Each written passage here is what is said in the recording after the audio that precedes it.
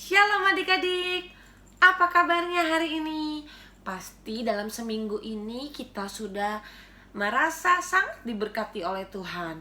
Karena Tuhan Yesus sayang banget sama kita masih diberikan perlindungan sampai saat ini adik-adik.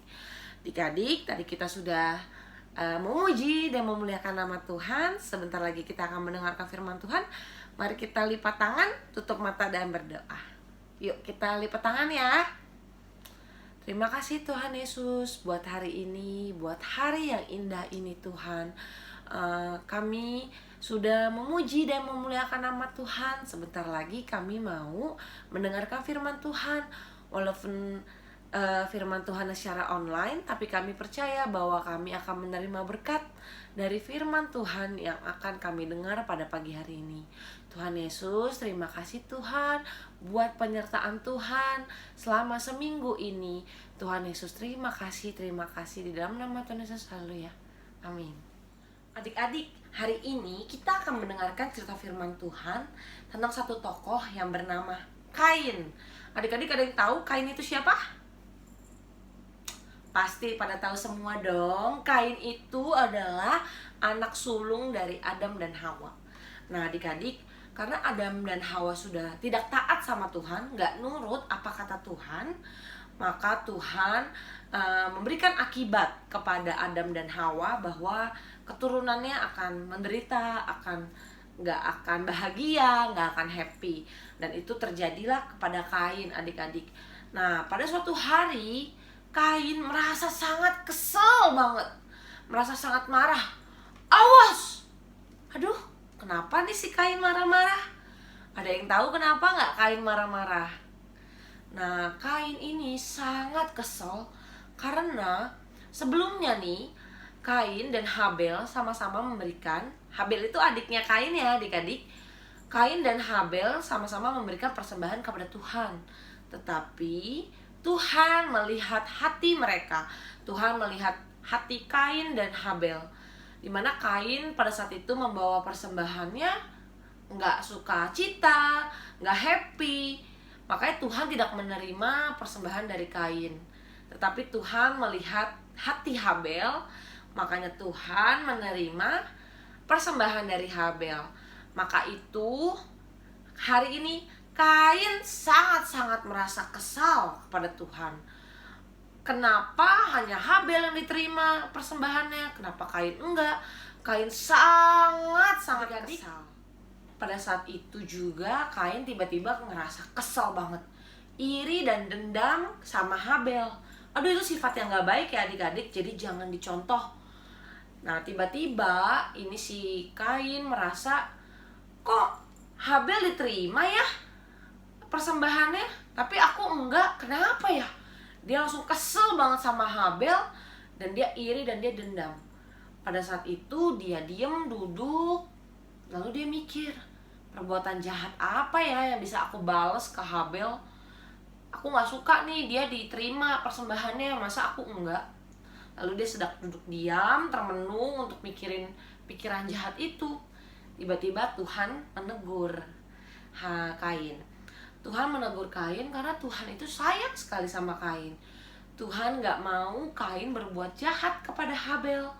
Lalu Tuhan menegur, hai Kain, kenapa mukamu begitu muram? Apakah kamu gak bisa tuh mukanya berseri sedikit dan menunjukkan sukacita? Kain, kalau kau mukanya begitu muram dan begitu kesal, dosa sudah menunggu di depan pintu untuk menyambut engkau. Jadi bersukacitalah Kain. Lalu Kain gak dengerin apa kata Tuhan. Padahal Tuhan sedang menegur Kain supaya Kain tidak berbuat jahat dan kembali bersukacita untuk melayani Tuhan dan memberikan persembahan yang terbaik untuk itu. Pada suatu hari Kain mengajak Habel pergi ke ladang. Habel, ayo ikut aku pergi ke ladang. Pada saat itu Habel tidak mengetahui niat apa yang disembunyikan oleh kakaknya, yaitu Kain. Nah Kain pada saat itu sudah sangat-sangat lama memendam rasa marahnya, rasa amarahnya, sampai Kain berniat untuk membunuh Habel. Adik-adik, karena Kain udah kesel banget, akhirnya dia pukul lalu Habel jatuh ke tanah dan kepalanya mengeluarkan banyak darah. Adik-adik, Tuhan melihat nggak? Kira-kira Tuhan tahu nggak kalau Kain yang membunuh Habel? Pasti tahu ya adik-adik, karena Tuhan maha melihat. Tuhan itu melihat segalanya. Dan Kain pada saat itu tahu bahwa Tuhan akan meminta dia untuk bertanggung jawab. Karena Tuhan sudah memberikan hidup kepada Habel, tetapi Kain merenggut nyawanya Habel. Dan itu nggak baik ya adik-adik. Tuhan mengetahui apa yang dilakukan Kain terhadap Habel. Lalu Tuhan bertanya kepada Kain, "Kain, di manakah adikmu Habel?" Lalu Kain menjawab, "Aku tidak tahu, memangnya aku penjaga adikku?" Kain menjawab seperti itu dikarenakan Kain begitu takut dan ngeri kepada Tuhan. Tapi Tuhan mengetahui segalanya karena Tuhan itu melihat semuanya. Adik-adik, Tuhan lalu menegur Kain dan memberikan Kain hukuman.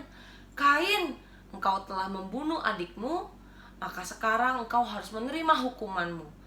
Engkau akan menjadi pengembara dan selalu melarikan diri di bumi ini. Semua tanah yang engkau akan kerjakan, engkau akan upayakan, engkau usahakan, tidak akan berhasil." Lalu Kain merasa hukuman itu begitu berat kepada yang diberikan olehnya. Karena Kain itu adalah seorang petani. Jadi dia dari kecil memang hidupnya di ladang, bertani, menanam, lalu panen. Nah kalau misalnya dia nggak bisa bertani dan dia nggak bisa menghasilkan sesuatu dari tanah, dia mau melakukan apa? Dia bingung. Adik-adik, Kain itu baru menyadari bahwa dia telah melakukan dosa besar dengan membunuh adiknya. Tapi nggak ada satu kata menyesal atau maaf dari Kain kepada Tuhan. Tapi dia malah protes, "Tuhan, hukuman aku begitu berat. Aku sudah tidak diberikan tanah yang bisa aku usahakan, bisa aku kerjakan. Sekarang aku harus bersembunyi dan berlari dari hadapan-Mu. Bagaimana Tuhan aku harus bersembunyi? Sedangkan kalau aku bertemu dengan orang lain, maka orang lain itu akan langsung membunuh aku." Lalu Tuhan berkata kepada Kain bahwa seseorang yang akan bertemu Kain tidak akan membunuh Kain karena Tuhan sudah memberikan tanda di dahinya. Begitu besar kasih Tuhan kepada Kain, walaupun Kain sudah berbuat dosa, tapi Tuhan tetap mengasihi Kain. Setelah itu adik-adik, Tuhan tidak pernah lagi berbicara dengan Kain. Kain merasa seorang diri dan Kain kebingungan. Kain nggak tahu dia harus pergi kemana. Karena kalau dia kembali ke rumah orang tuanya, pasti orang tuanya akan tanya, "Di mana Habel?" Kalau dia kembali ke tanah asalnya juga, dia juga tidak bisa mengerjakan ladangnya. Karena Tuhan sudah berfirman bahwa ladang dan tanah yang dikerjakan oleh Kain tidak akan bisa berbuah, tidak akan bisa menghasilkan apapun. Lalu Kain pergi ke tanah daerah timur, dia pergi ke arah timur, lalu di sana dia menetap di tanah yang bernama Nod. Nah, di sanalah ia menetap dan beranak cucu. Dia itu tidak berladang adik-adik karena Tuhan sudah berfirman yang tadi ya, dia diberikan hukuman, dia tidak bisa berladang, tidak bisa menjadi petani lagi. Dia mencoba belajar menjadi pembuat batu-batu adik-adik bersama dengan Henok anak sulungnya. Nah, setelah itu dia membuat rumah dari batu-batu dan menjadikan rumah tersebut kota. Nah, ini adalah kota pertama yang dinamakan Henok, yang diambil dari nama anak sulungnya Kain. Kain berharap kota ini menjadi kota yang masyhur seperti nama anaknya. Dia juga berdoa anaknya ini menjadi anak yang ditinggikan, punya jabatan yang tinggi. Nah, habis itu adik-adik, Kain punya anak namanya siapa tadi? Henok. Nah, Henok mempunyai anak bernama Irat. Irat mempunyai anak bernama Mehuyael. Mehuyael mempunyai anak bernama Metusael. Lalu Metusael mempunyai anak bernama Lamek. Nah adik-adik, 6 generasi total dari generasinya Kain ya adik-adik, ada 6. Tapi 6 generasi ini tidak ada satupun yang mengikuti perintah Tuhan. Jadi semuanya itu membangkang adik-adik, nggak nurut sama apa kata Tuhan. Lalu Lamek juga mempunyai istri 2 orang bernama Ada dan Zila. Nah Adik-adik nggak boleh punya istri dua atau pasangan hidupnya dua orang, karena perintah Tuhan hanya memperbolehkan kita mempunyai satu orang pasangan hidup, satu istri atau satu suami.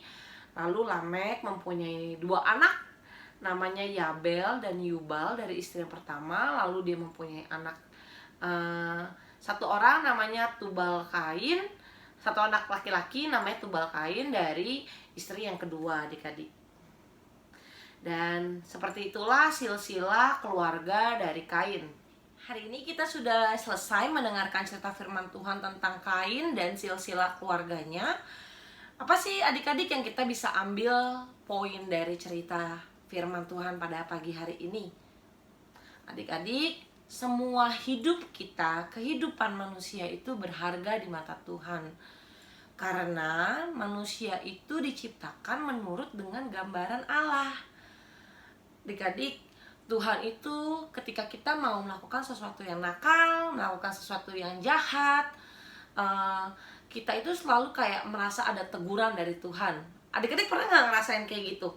Misalnya aku mau nakal nih, mau bohong, tapi dalam hati itu kayaknya ada Roh Kudus yang berbicara, jangan bohong, karena bohong itu nggak baik. Nah itu adik-adik, Tuhan itu sedang berbicara kepada kamu bahwa kamu itu nggak boleh melakukan sesuatu yang jahat di mata Tuhan. Adik-adik, Tuhan itu selalu mengasihi kita dan nggak pengen kita menyakiti satu sama lainnya, atau berantem, atau bohong, melakukan hal yang jahat. Tuhan tuh nggak mau, karena Tuhan itu sayang banget sama kita. Nah, tapi kalau misalnya kita marah, kita kesel, gimana ya rasanya, caranya gitu. Gimana caranya kalau aku lagi kesel? Apa sih yang kita mesti perbuat supaya kita nggak kesel lagi? Adik-adik, jawabannya ada di ayat hafalan minggu lalu. Kita harus mendekat kepada Tuhan, kita harus berbicara kepada Tuhan, kita harus berbicara gitu. Kenapa kita kesel? Kita cerita sama Tuhan, kita mendekat sama Tuhan, supaya Tuhan akan tolong kita dan akan memberikan cara-cara supaya kita nggak menjadi kesel lagi, adik-adik. Jadi adik-adik, kalau kamu marah, kamu kesel, ayo deket sama Tuhan, ayo berdoa sama Tuhan, dan Tuhan akan tolong kamu, adik-adik. Sekarang waktunya kita untuk membuka Alkitab kita. Kita mau baca ayat hafalan kita untuk minggu ini. Kita buka di Kejadian 4 ayat 7. Kejadian 4 ayat 7. Yang udah ketemu katakan amin. Yuk kita buka Kejadian 4 ayat 7, adik-adik. Kita baca bareng-bareng ya. 1, 2, 3. Apakah mukamu tidak akan berseri jika engkau berbuat baik? Tetapi jika engkau tidak berbuat baik, dosa sudah mengintip di depan pintu. Ia sangat menggoda engkau, tetapi engkau harus berkuasa di atasnya. Adik-adik, dalam ayat hafalan kali ini kita ada 3 poin yang kita bisa belajar dari ayat hafalan ini. Yang pertama adalah Tuhan bertanya kepada kita, apakah mukamu tidak akan berseri jika engkau berbuat baik? Tuhan tuh memberikan kita satu pertanyaan supaya kita bisa merefleksikan, supaya bisa merenung. Kalau kita mukanya nggak happy, gimana kita bisa berbuat baik? Dan kalau kita berbuat baik, pasti muka kita happy, ceria, senyum terus, nggak akan kesel, nggak akan jutek, bete, adik-adik. Nah, adik-adik, poin yang nomor 2 adalah di kalimat tetapi jika engkau tidak berbuat baik, dosa sudah mengintip di depan pintu. Adik-adik, itu artinya contohnya seperti ini, adik-adik. Kalau kamu di depan rumah ada singa, kamu bukain pintu nggak? Pasti enggak dong, kamu kan takut dimakan sama singa.